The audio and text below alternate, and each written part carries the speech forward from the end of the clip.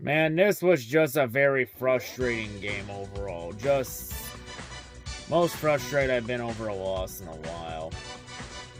Like, even, let's not get this twisted, even when the Lions had no business winning this game and didn't deserve to win because they played like absolute ass tonight, especially offensively, it doesn't make how the way this game ended any better, especially how frustrating it was. Just nothing really went right for the Lions today. Before we talk about what happened with the Lions game against the Eagles, let's talk about what else happened in Detroit sports this week. Detroit basketball! Starting off with the Pistons this week, and of course the Pistons, they kept their strong start to the season going as they were able to rally off a few more wins, especially Monday against the Wizards. In a very great game. Honestly, what a very great game. An early contender this year for NBA game of the season. Against the Wizards that went to overtime with Cade Cunningham bringing the Pistons back from behind on Cade's 46-point triple-double. And leading the Pistons to a thrilling overtime 137-135 win. So, really great game out of him. But I think the last two games this week against the Bulls and the Sixers, a game that saw pretty much the Pistons' entire starting rotation knocked out. Like, let's just paint the picture here for the Pistons against the Bulls. No Cade Cunningham, no Jaden Ivey, no Jalen Duren, no Beef Stew, no Asar Thompson. Like, the only starter in that game that played was Ron Holland. And the Pistons completely destroyed the Bulls with the second stringers. Just absolute belt to ass from the Pistons' second and third stringers. Like, it was effectively the equivalent of an NFL preseason roster, the Pistons threw out there. And they hammered the Bulls in a regular season game. So that's good to get that win. Honestly, Bulls fans should be glad that Dashy's on his boycott from the Bulls right now. Because, if Dashy wasn't on the boycott, he'd definitely be ripping the Bulls a new asshole after that game. Especially when you're getting embarrassed by the Pistons' second string team.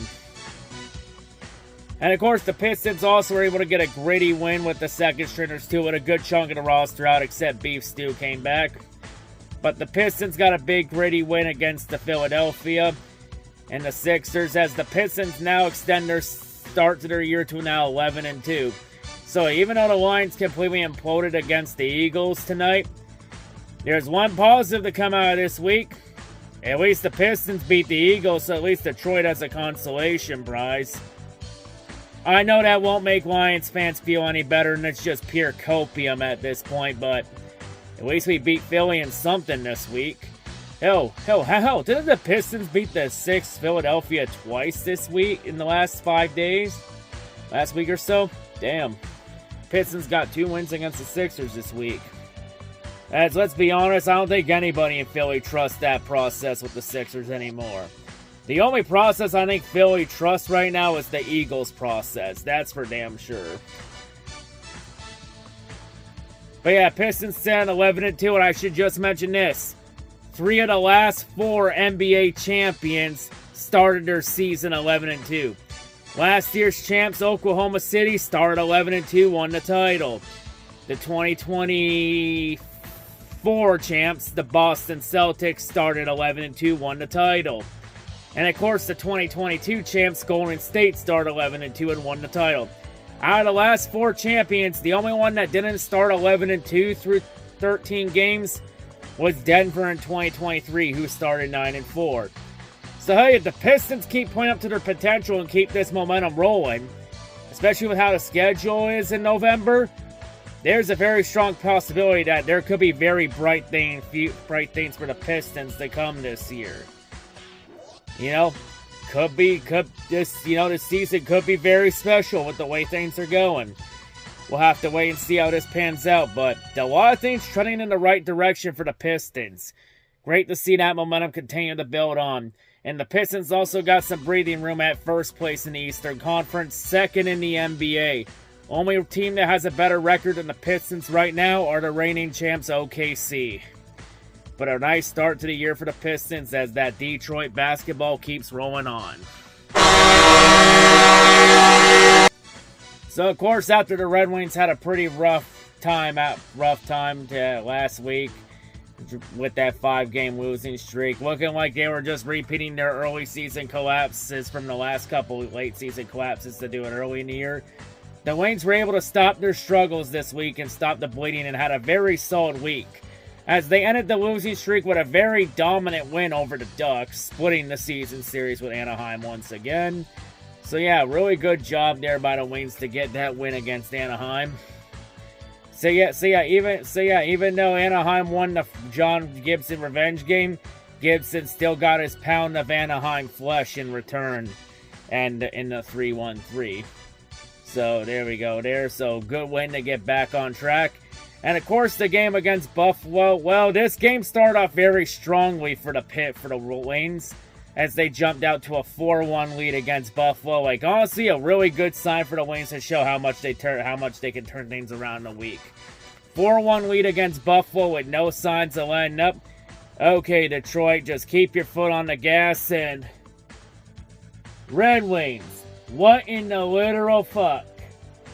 You had this game in the bag, all that momentum, and you once again suffer another late collapse, blowing a 4-1 lead to the Sabres and then losing in overtime. I don't give a shit that the Wings got a point out of that game. They should have gone too. Like, it's honestly embarrassing that they blew another lead like that. Like, can the Wings actually hold on to a multi-goal lead for a fucking change? Like, just when you think the Wings were finally starting to figure out their kryptonite in Buffalo, nope.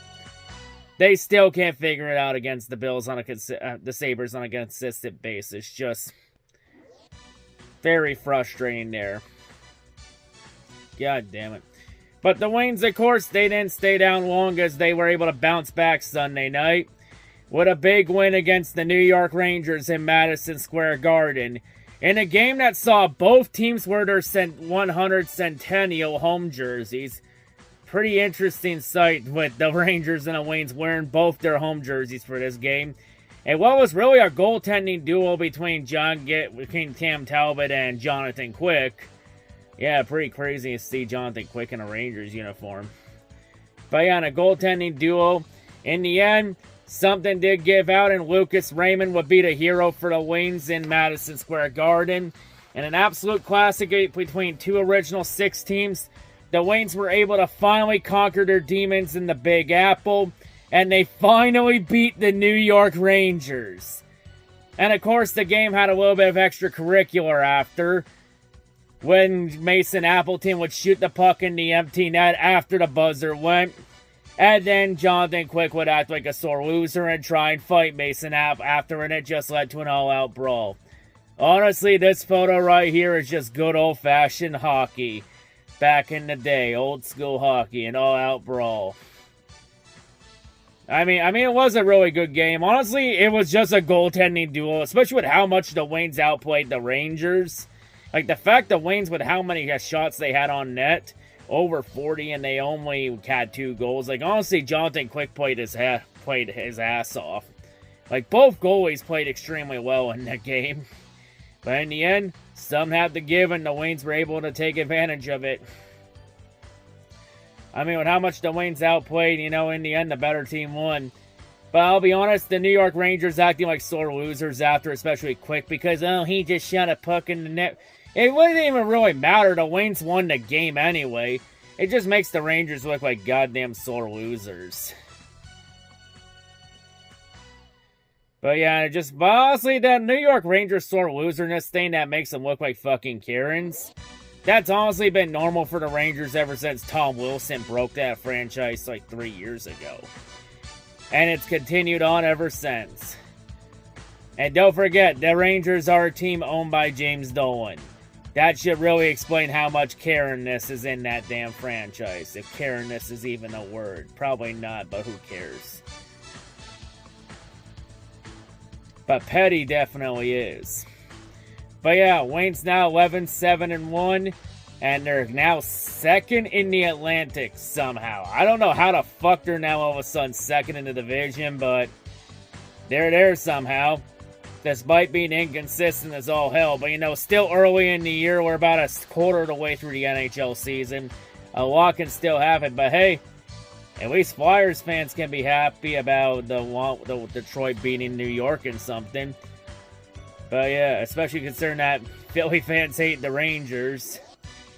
Considering now the Rangers' jersey colors look exactly the same as the New York Giants colors. But yeah, still, even though the Lions disappoint, at least the Wings and Pistons had us this week. Now to the Lions games and listen. To the game and listen. I've defended Dan Campbell on a number of occasions the last few years. But I'll make this very simple. This game is 100% on Dan Campbell. Dan Campbell 100% cost the Lions this game. Like, let's just address this here. Defensively, the Lions played great defensively. Kelvin Shepherd had a really great defensive game plan overall. Like, even though the Lions offense played like shit, the Eagles offense was no different. The Eagles offense played like ass too. Like, this game was a defensive struggle throughout. Like, well, defensively, the Lions played good enough to win. Just in the end, the offense could not get anything going. Just like no rhythm. They couldn't convert on critical money downs. And they could not catch a break. I mean, the Lions offense dug themselves in a hole early with Jared Goff's tipped interception that gave Philly great field position to get a field goal. And then the 2 times Philly fumbled in this game, the Lions were unable to recover the ball and the Eagles got it. And another thing that shot Detroit in the foot in this game was Sack was giving up on field goals and going off for it on 4th down while in field goal range. And going 0 for 5 on 4th down conversion, just unable to convert. Like, let's be honest, I think we all know that this is Dan Campbell's style. I mean, you live by the sword, you die by it too. But listen, in a defensive game like this, where both offenses were equally incompetent and it was a defensive struggle the entire game, when you're in positions like this where points are at a premium, sometimes, Dan, it is okay to take the goddamn points. Like, seriously, they literally, out of those 5 over 5 4th down attempts, that was like, what, 15 points that the Lions pissed down the drain in this game? Lions, this was easily a winnable game for the Lions. But the Lions, once again, beat them goddamn selves. And just could not get out of their own way. Like, sometimes Dan Campbell just needs to suck it up and swallow his pride and just take the damn points when they're at a premium. Especially against a team as good as Philadelphia. And no disrespect to Philadelphia. Eagles played a really good game. Defensively, Vic Fangio had a great defensive masterclass. No disrespect to Philly. They were able to get the breaks when they needed them. And were able to take advantage of the opportunities they had. Congrats to Philly on the win. It was a good game by them. Congrats, to Desert Eagle 90 and Where You Hide and everyone in the Eagles fan base. But, just frustrating game overall. And it doesn't help, too, with the ref ball at the end. And throughout this game, I mean, seriously, J-Mo trying to hop on the goalpost, that's now unsportsmanlike conduct when A.J. Brown's done the exact same thing and didn't get anything for that.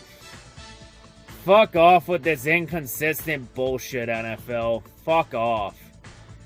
Let me just say this here. The Lions did not deserve to win this game. They played like ass offensively. But we could say that the Lions didn't deserve to win and the reffing was bad, and both can be true in this game, especially at the very end. When it looked like the Lions were able to get the ball back possibly with 2 minutes left. Nope, the refs had to make sure that didn't happen. As as this game effectively got ruined by a great defensive game, got ruined by ref ball. Seriously, that pass interference on Rocky Sin, that has to be one of the worst pass interference calls I have ever seen in my entire life. That has got to be one of the softest ones ever. That was not even pass interference. If anything, that should have been offensive pass interference on A.J. Brown because A.J. was pushing off of Rocky Sin. Like, Rock Ya-Sin was barely even touching AJ. Like, any touching that Rock Ya-Sin did to AJ Brown, that was not enough to warrant a goddamn penalty. And let's be honest, the Lions were probably not even going to do anything with the ball if they did get it back there.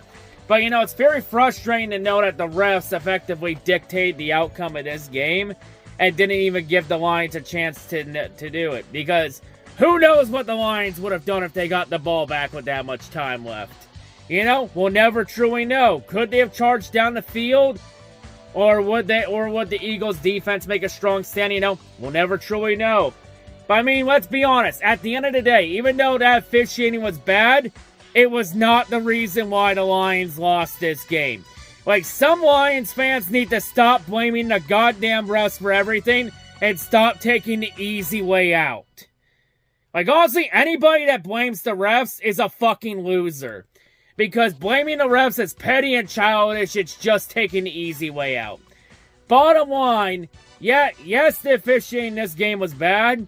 Especially considering that the refs didn't even call pass interference the entire game until literally that moment late in the most crucial point in the game. Still fucking frustrating. But the bottom line is the Lions did not deserve to win this game. Like, at the end of the day, we were playing the Philadelphia Eagles, not the Philadelphia refs. And at the end of the day, the Lions had 60 minutes to not put themselves in a position where the refs could dictate the outcome of a game like that, and the Lions failed to take advantage of it offensively. Like, the offensive play calling was bad overall. Jared Goff, this was easily one of the worst games of Goff's career. It's like, him and Amon-Ra were so off their sync and off their game, like, it was fucking ridiculous. Like, really, Lions cannot get any momentum going offensively. Just nothing clicked for the offense tonight. This was a winnable game, and they literally shot themselves in the foot and beat themselves. Especially when the defense plays their ass off and gives the offense every single chance to take over the game, and the offense can't take advantage of it. Just absolutely frustrating. Like, no disrespect to Philly, though. You know, Philly shows why, you know, they're the reigning champs and why they're one of the top teams in the NFC. But, you know, still frustrating overall. Considering that you literally went toe-to-toe with the champs and had a chance to beat them. And yet you can't get out of your own goddamn way. Just absolutely frustrating loss overall. Just, man. You know, to have the reigning champs on the ropes like that, and you just let them escape like that. Just pretty frustrating. You know?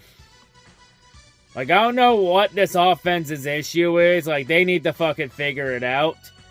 You know, special teams is also pretty bad, too. Especially when they're putting offense in bad positions to begin with. But that's still no excuse. Like, I know the Eagles' defense is legit and has a lot of talent on it. And they're loaded defensively. But that's still no excuse for the offense to struggle as bad as they did. Like, good teams can find a way to beat defenses like that. Lions could not do it tonight. And it sucks for the Lions defense too, because they played their ass off. And they deserve to be better than a 6-4 record right now. And because of the Lions' offensive inconsistencies the last month or so, now we just let the Chicago Bears just back their way into the first spot in the division. Like, seriously, not even the Packers, the Bears somehow backed their way in. That's fucking embarrassing, especially considering how bad we embarrassed the Bears earlier this year. And now we let that damn team back their way into the lead into the NFC North. You gotta be shitting me. Especially with how much dick riding the Bears were doing on the Eagles all week on social media. All I say is wait until Eagle fans find out that the Bears were one of the many teams that wanted to ban the tush push. I mean, the defense was so good they even stopped the tush push. Proving to the Packers fans and everybody that wanted this damn play ban that, hey, the tush push isn't impossible to stop. It can be done on the field and not in a courtroom. But yeah, everyone's coming in saying, oh, you can't stop the tush push. It's impossible. Well, the Lions just literally did that. They literally stopped the tush push. Well, except on that one touchdown from Jalen Hurts. But outside of that, they stopped the tush push the whole rest of the night. They even finally got the refs to finally start busting the Eagles on it for false starting on it. Something the Eagles got away with all damn season until tonight. I mean, that's really the only moral victory I could take out of this game, which I don't take any moral victories. Like the Lions, this was a winnable game, and they literally just shot themselves in the foot. And that might be a game that cost the Lions potentially not only a division, but not only a home field throughout the playoffs. That could be a game that comes back to haunt Detroit if they miss the playoffs. Because as it stands right now, Detroit, if the playoffs start today, Detroit would be out of the playoffs right now, via strength of schedule tiebreaker over San Francisco. Like, that's just how much the offense's inconsistency is costing the Lions right now. Because defensively, the Lions are playing defensively at a championship caliber level.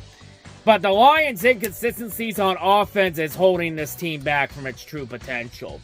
And they gotta figure it out quickly.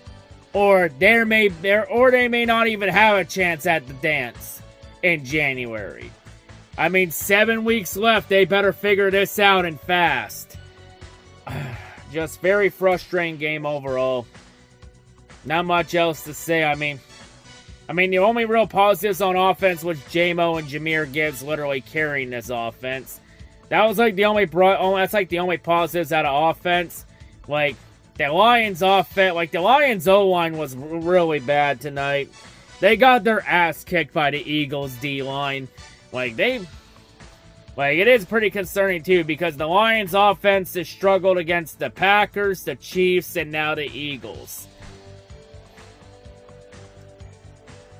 The Lions need to start winning these big games if they want to have any chance at doing anything special in January. And I think it's pretty clear how bad the Lions' O-line is, and it needs to be addressed in the offseason. But yeah, only advice I can give the Lions fans after tonight is just, move on and get focused on the Giants next week and get ready for New Jersey Midgets Hate Week. But yeah, anyway, that wraps it up here. On to the Giants next week and gotta bounce back next week and once again against the Giants. And the Lions need to start being fucking consistent once again, because this whole thing where they win 1 week, lose 1 week, win 1 week, lose 1 week, they can't keep doing that. They gotta actually figure this shit out and start being consistent. Just frustrating game overall. Great defensive game. Completely wasted because of the offense's ineptitude to get the job done. But yeah, just a shame. Lions are a whole lot better than that 6-4 record, yet the offense keeps holding them back from their true potential. What a shame.